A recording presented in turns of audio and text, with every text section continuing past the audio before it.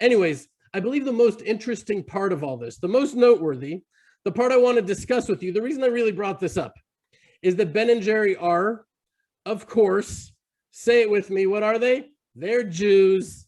Ben and Jerry are Jews. That's right. Ben Cohen and Jerry Greenfield. It's as Jewish as it gets. And why do I say that? Why do I say, of course? Because this is nothing new. Often the loudest and most vociferous Israel bashers and Jew haters are actually Jews themselves. Today there's, I don't know if you know these names, and I bless you, should never have to know them. There's Peter Beinart and Jeremy Ben-Ami and Noam Chomsky, and these are just a few examples. And going back, we've had these self-hating Jews in every generation. Just a couple fellowships ago, we talked about Max Naumann. You remember this guy who founded and led the Association of German National Jews? Yeah, that's a group of Jews that supported Hitler himself. Even when it was already clear what he was doing, these Jews came and supported Hitler himself because it was for the greater good of the fatherland or whatever. Anyways, without getting too deep in the psychology, which can be understood by analyzing 2,000 years of irrational Jew hatred that transcends any specific reason, I believe the most simple explanation for the deep emotional psychological pathology of these Jews like Ben and Jerry to turn against their brethren and identify with those who hate them is that they believe that if they turn against their fellow Jews, then these woke progressives or communists or socialists or whoever they are trying to curry favor with at the moment, that they will welcome them, that they'll accept them, and they'll even love them as the good Jews, and that they will be spared whatever dark fate may await the rest of the Jewish people. But this never works. It always comes back to bite them. And most often they inadvertently forward and amplify the hate from which they're so afraid. I mean, look, they're leading this boycott. There could be tremendous waves of hate against Israel and Jews that come back to them that they're amplifying. It's always that way. Whatever you resist persists. They should make a flavor called that. But anyways, I really believe that this is a sickness and that Ben and Jerry should not be hated for it, but we should have compassion on them for being so spiritually ill and disconnected from their identity, from being disconnected from themselves, that they could do such a despicable thing. Because if they saw clearly, even for a moment, they would weep and they would beg both Hashem and their people for forgiveness for perpetrating these lies and persecutions against them. Now, if Ben and Jerry, or even one or the other of them, read this week's Torah portion, they would have known that this is not the way to cause the nations to respect you or love you. As a matter of fact, their actions only cause those to whom they are seeking to ingratiate themselves to resent them and to disrespect them even more. It's like intuitively, obviously true.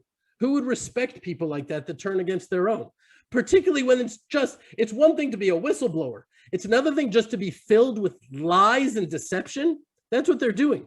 If they only opened up to this week's Torah portion, they would read in one of the first verses. This is Deuteronomy chapter 4, verse 6.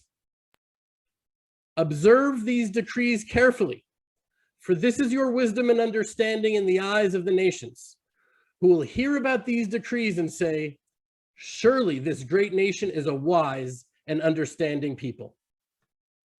What is Hashem telling us here?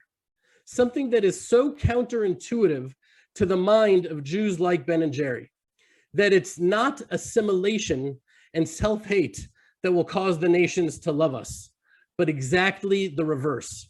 By embracing our Jewish identity, studying our Torah, understanding, loving, and living by the mitzvot, the commandments, not seeking to blend in, but on the contrary, being willing and proud to stand out, to be different, to take off the baseball hats and put on our kippas, to wear our tzitzit, right? The fringes on our garments, to wear them out, not tuck them in, but wear them out so that everyone in the world can see them. But most importantly, so that we can see them.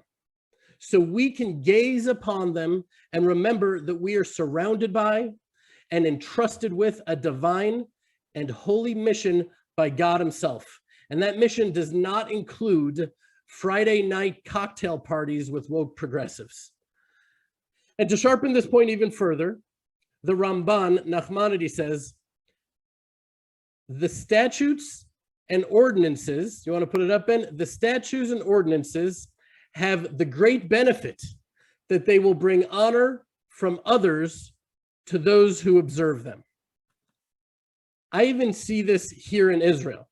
Having lived surrounded by Arab villages for years now, and having worked alongside them nearly every day, we have had some interesting conversations, open conversations. And the truth is that the verse in the Torah that I just quoted, it applies here as well in an even stronger way. Because in the exile, this honor, it's limited. Judaism there is much more of a religion than it is here in the land, where the mitzvot, the commandments, are starting to be applied on a national and societal level, which was the whole purpose to begin with. After all, the Torah tells us, as do the sages from Rashi to Ramban and others, that the Torah was given to us in order to be lived in the land of Israel. And the reason that we even keep the commandments in the exile is so that we remember how to keep them when we return to the land of Israel. Please remind me, I need to share with you, Jeremy shared with me a metaphor, an allegory, I think he made it up, about a piano player. I'm going to try to get it and share it with you next time. It's just so beautiful. But our portion, the Torah portion, tells us this. Deuteronomy chapter 4, verse 5. Behold, I have taught you chukim umishpatim, decrees and commandments, as Hashem, my God, has commanded me to do so in the midst of the land to which you come to possess it. So when I speak to my Arab friends, and this isn't a singular conversation, but it's thematically repeated itself many times over, they tell me that those who they really resent are the secularized leftist Jews in Tel Aviv, which a lot of people just wouldn't think that, because these Jews are always acting like they're standing up for the Arabs, and you'd think that they would love them. And of course, keep in mind that this by no means describes all the Jews of Tel Aviv, by any means, of course not. But the type they're describing, well, most of them are in Tel Aviv. Anyways, they see them as these westernized European colonialists, importing ideas and values to the region which are foreign and unwelcome to this region. And if I were to be honest, when seeing things through their eyes, I can understand why they would see it that way, and I could actually empathize. Forgive me, one moment. Baruch atah Adonai Eloheinu melech haolam shehakol niyeh bidvaro.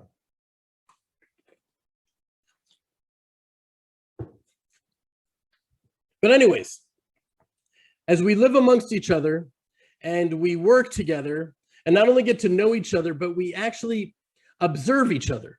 You know, we're around each other all the time. We witness each other, and it causes us to see each other differently. I know I see them differently. I've been inspired by them in many ways, which I never imagined before.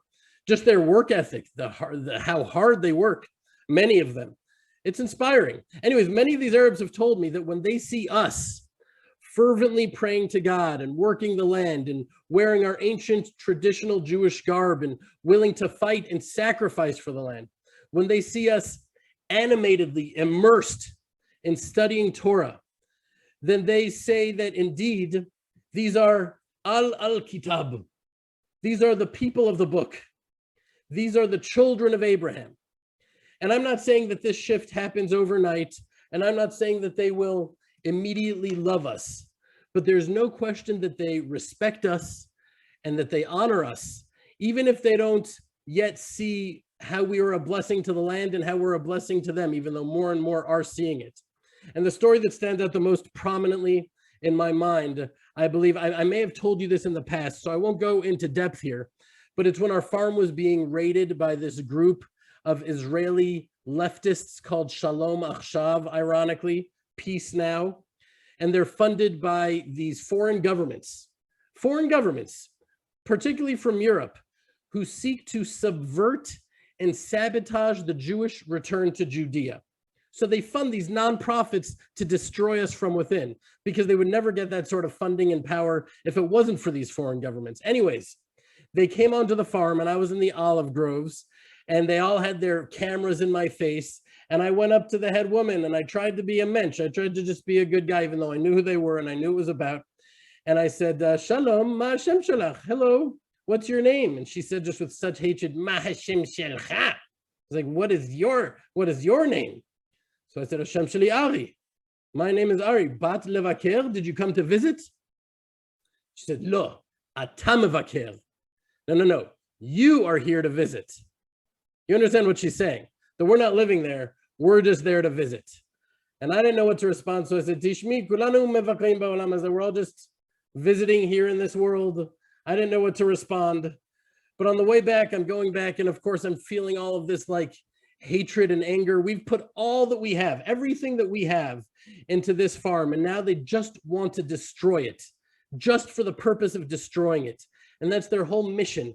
And I was feeling hatred and anger. And then we've talked about it before. One of my most important principles is that whenever I feel these negative emotions, hatred and anger, I always try to replace them with compassion. And it almost always works. I think it always works. And it wasn't hard to work here to see these leftist Jews and understand and be compassionate to them, that they're just missing out on the life and vitality of Judea and what it is to be a Jew.